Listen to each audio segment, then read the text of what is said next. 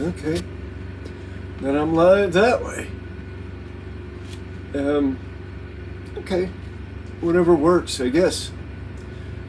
Hello out there. Hello, hello. Is there anyone around? Anyone at all? Just nod if you can hear me. Well, a lot of people look at these afterwards, and it's okay. I mean, I like the interaction, of course, but if somebody wants to look at it afterwards or can't catch the live, then that's cool. It's beautiful. I appreciate everybody that is tuning in. I think I have maybe a few comments that somebody could find at least maybe not entertaining, but informative, educational. Maybe it is entertaining.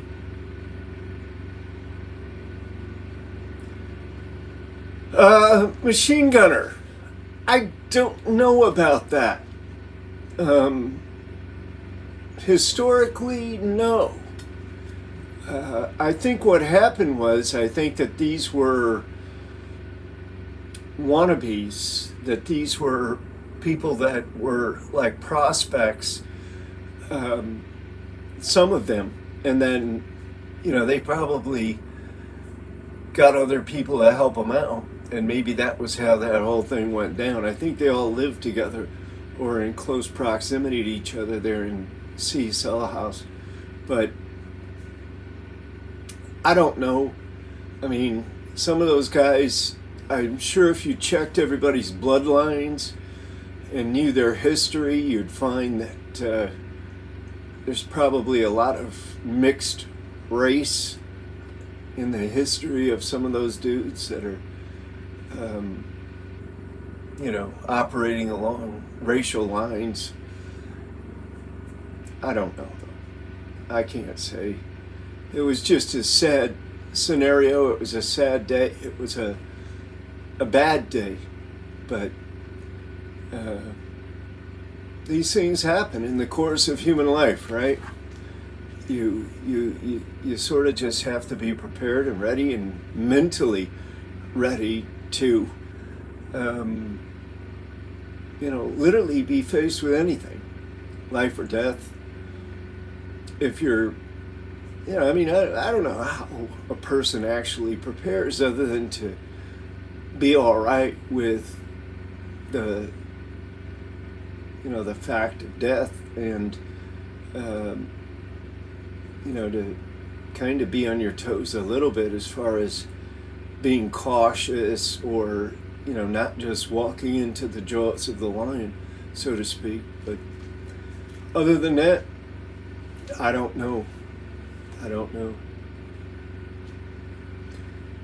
And I don't know if that's really what it is to begin with. Are prison gangs a racial thing? Or is it more of a natural tendency to try to protect yourself or try to, people want to belong to something. We all want to belong, right? We all want to have some kind of belonging. Belonging is really, really important because it gives you support, it gives you hope, it gives you motivation, it gives you something to do. But yeah, I don't know. I think most of it is wanting to belong. I think a lot of it is just being, I think some of it is protection. Some of it is just being an asshole. A lot of it is just being an asshole. Like, okay, now that I'm this or that, I can do this and that. And and hopefully get away with it.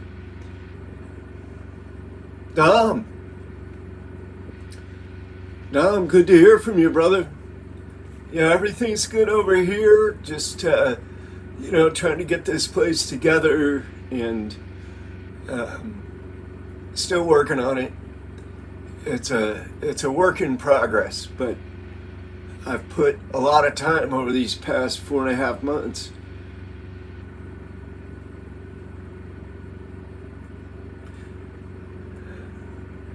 What kind of kid in high school? Yeah. I mean, there's so many groups, organizations, associations, gangs. I mean, what do you... I think the objective is what controls how we interpret an organization, right? If we look at a church or something, or some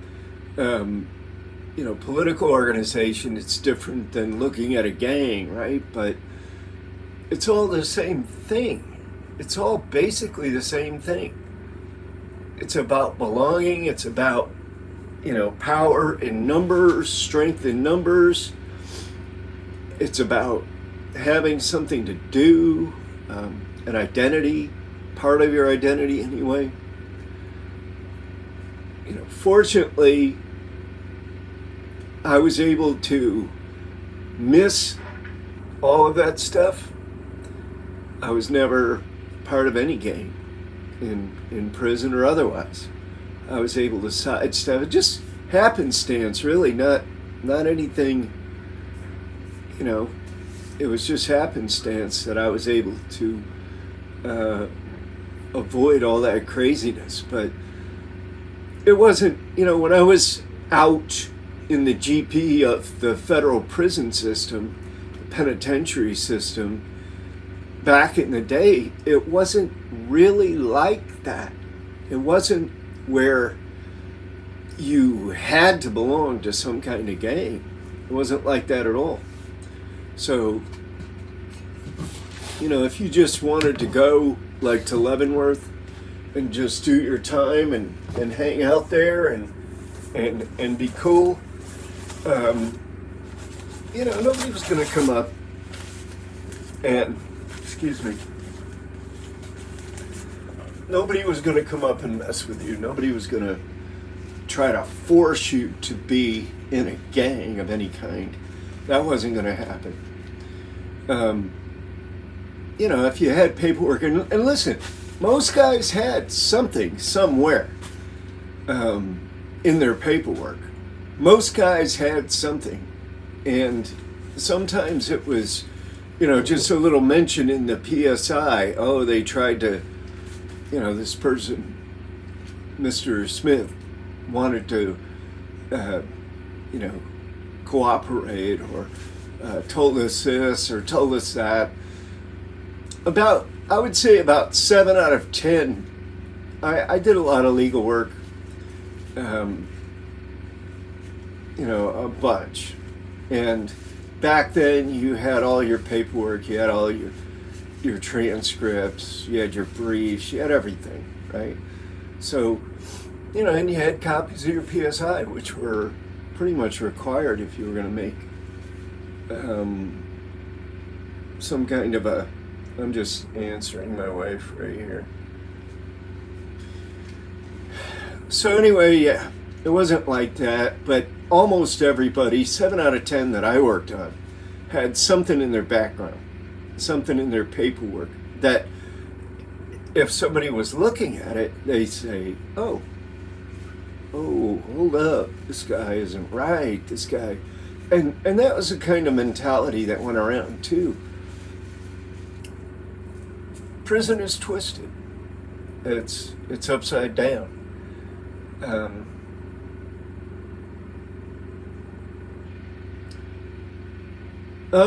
Asians at the ADX? Not many. There's not that many Asians in federal prison. That, not in the penitentiary system, not when I was there. There weren't that many. One thing that I do remember, an event that I do remember was at Leavenworth. This is back in the early 90s. The old timers, the old time convicts that had been there forever, like, Carl Bowles and Dinky and what was his real name? I forget his real name. Old guy that worked in food service. They had these pet cats, and these cats were, they would go out every day and they would feed them and they would hang out with them, and they would do all that kind of stuff.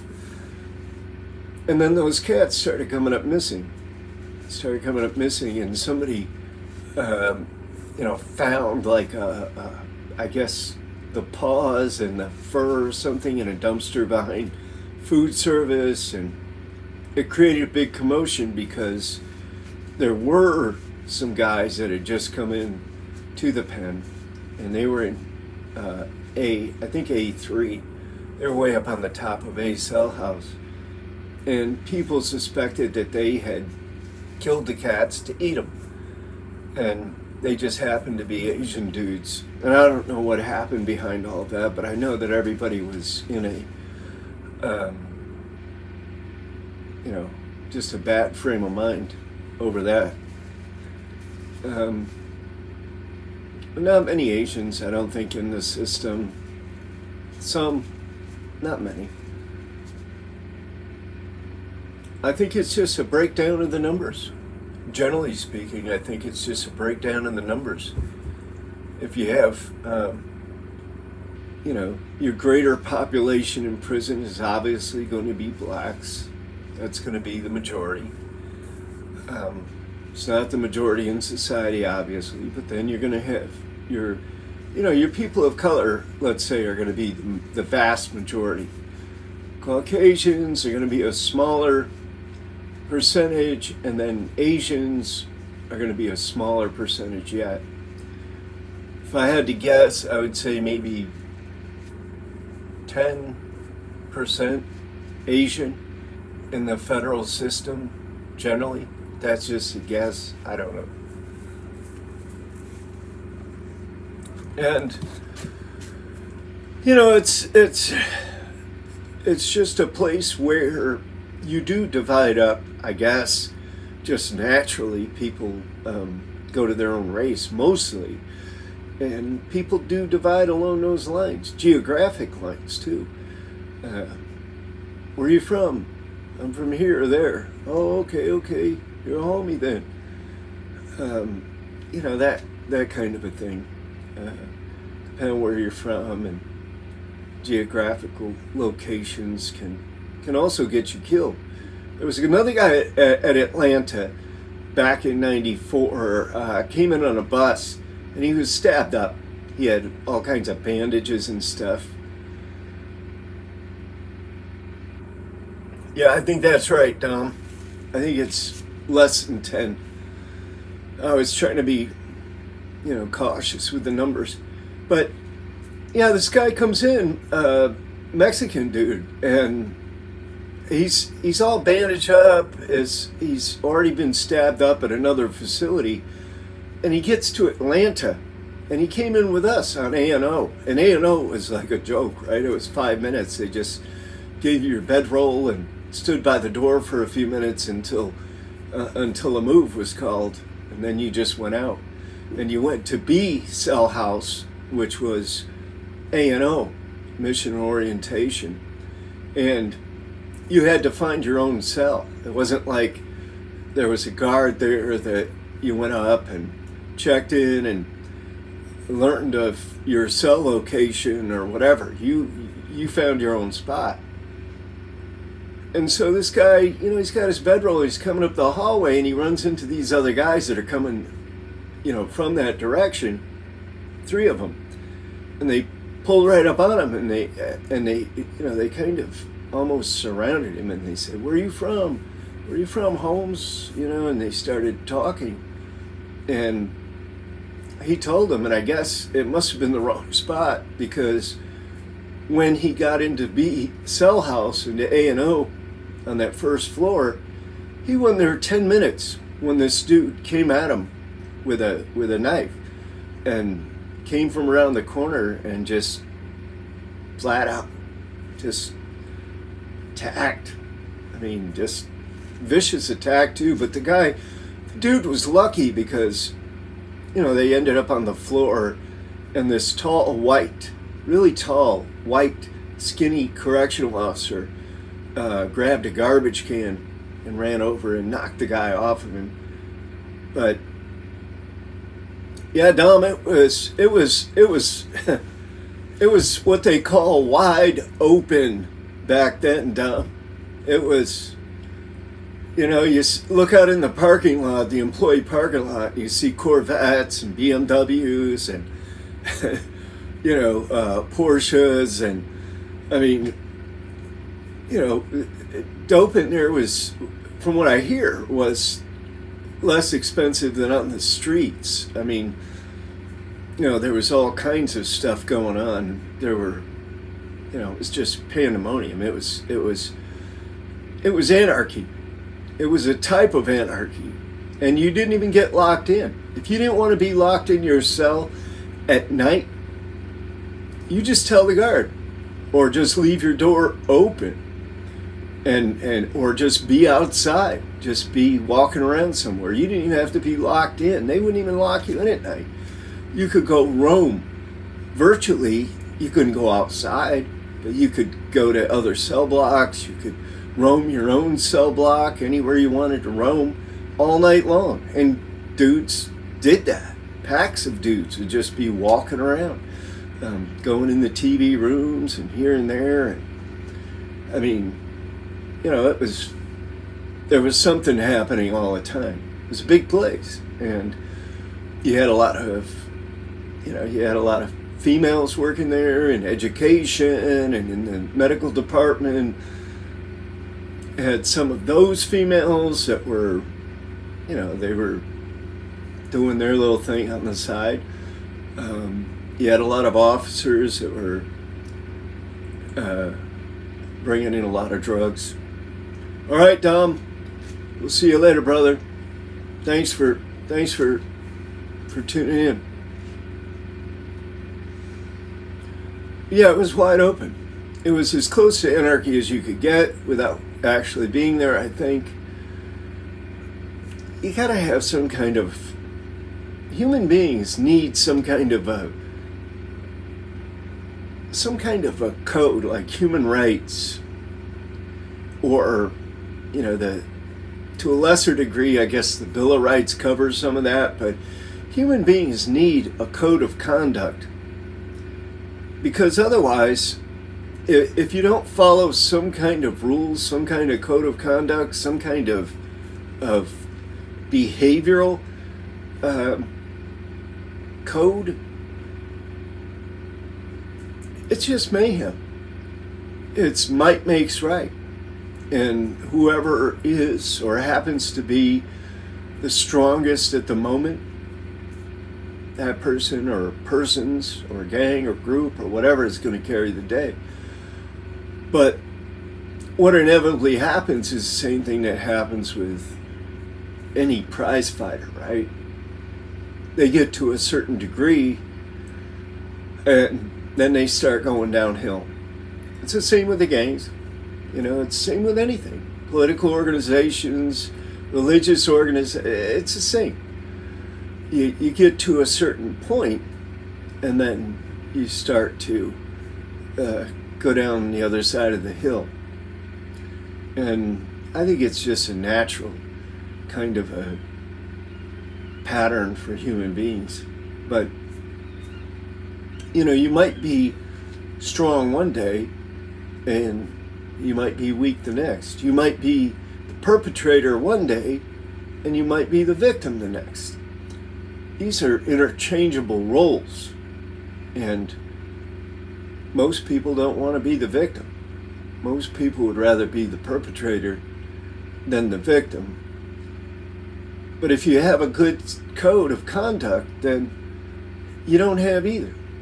You don't have victims and you don't have perpetrators. You have human beings each different, each of their own design, but there's certain boundaries to behaviors. You can't just force your will upon another person. You can't just, do what you want to do. So, there were rapes. There were rapes of female officers. One female officer was raped in one of those little, by the windows to the basement in the buildings. When you went outside, there was a bunch of buildings, and they knocked her out or knocked her in this, dugout concrete window pit or whatever they are, and raped her in there. And people were walking by. Prisoners were just walking by, I guess. All kinds of stuff that went down there in the short time that I was there. Yeah, I think I'm pretty sure he did. I mean, they had a lot of mayhem coming out of that place. One of the things that we're working on is a little bit of a documentary about that place as well. It's kind of a backstory to the main piece, but we definitely want to explore and expand and bring that out about, USP Atlanta in the old days, in the 90s, because it was just, it was wide open. It was off the chain, off the hook, whatever you want to call it. It was wide open. You couldn't get food. Like, you go to the chow hall and go through the line, and there'd be like one or two things, right? Some vegetables or maybe some bread or whatever.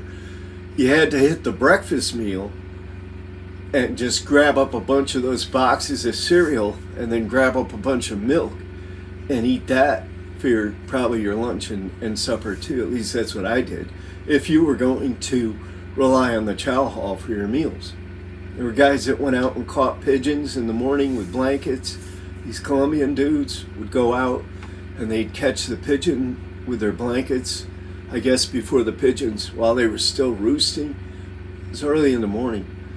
And then they'd kill and clean those and put them in a stew. And that stew was good. That was good stew, pigeon stew. But, yeah, I mean, you see guys walking out of food service with boxes on their shoulders right down the center hall. And, it was whatever you wanted to do. But if you wanted to do your time in Atlanta, if you just wanted to stay out of the way and do your time. Hey, Dave, everything's good here. How's everything there where you are? Yeah, you couldn't just do your time in Atlanta. You were going to have somebody pulling up on you, in some way, with some design or plan, scheme under their jacket, trying to play you one way or another. But yeah, it's just life. It's life. Yeah, I'll bet it is cold.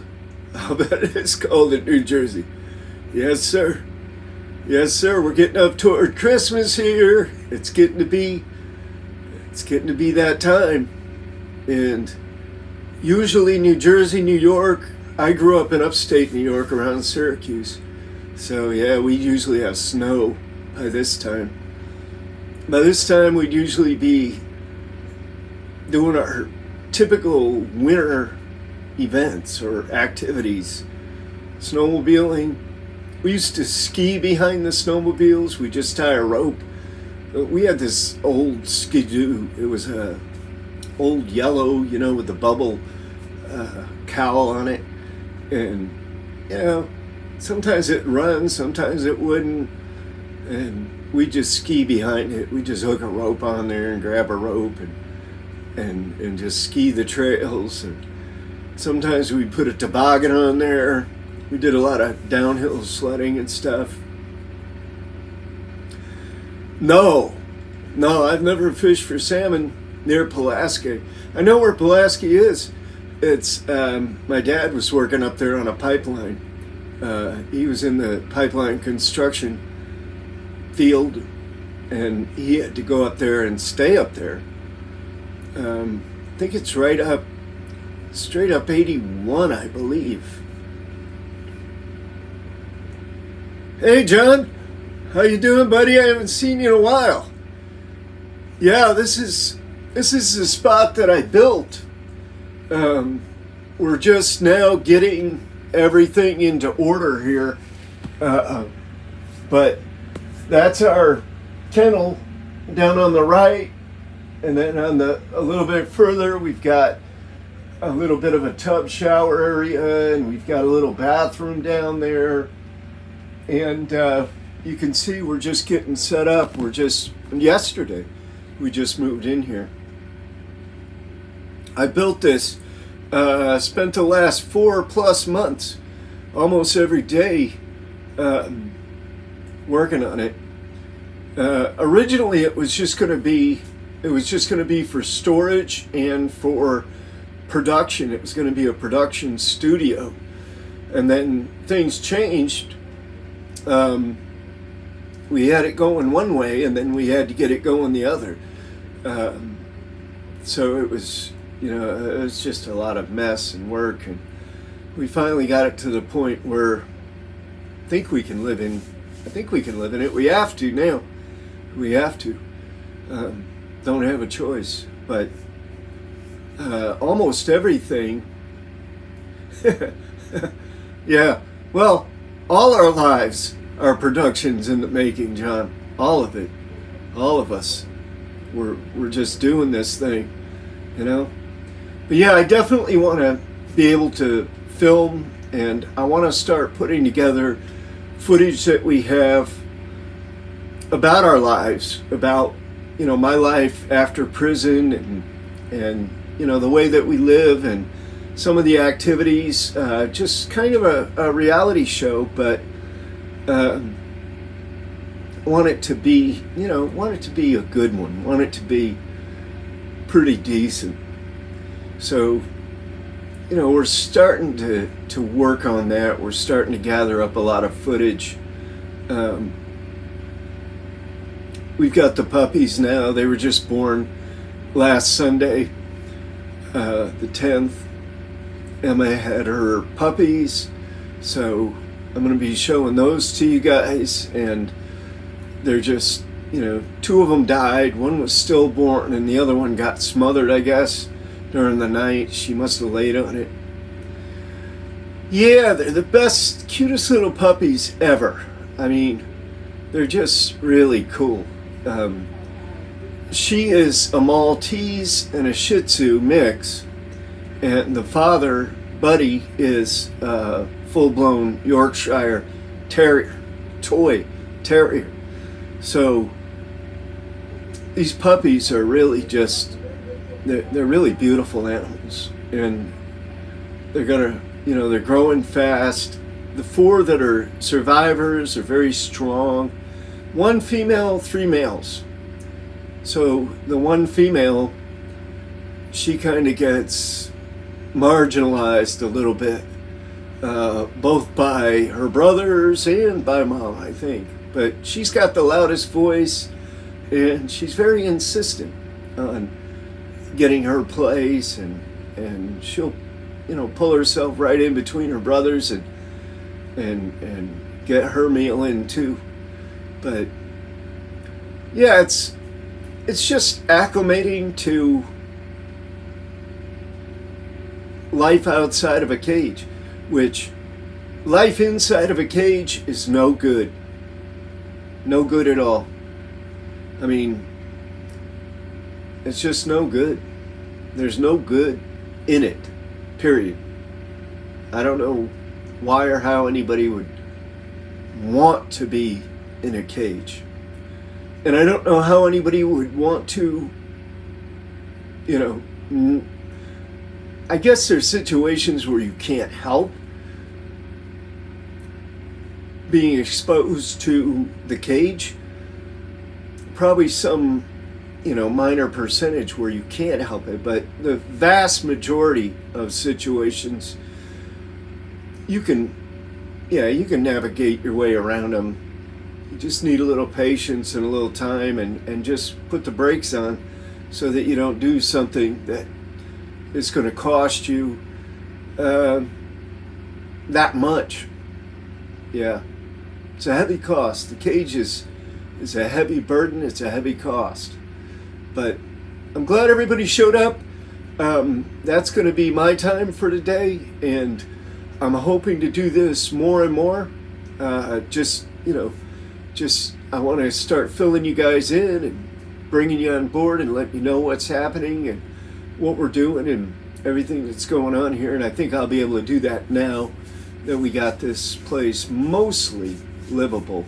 But until then, I wish you all well, and I will see you again or hear from you again or talk with you again very soon. Appreciate you guys.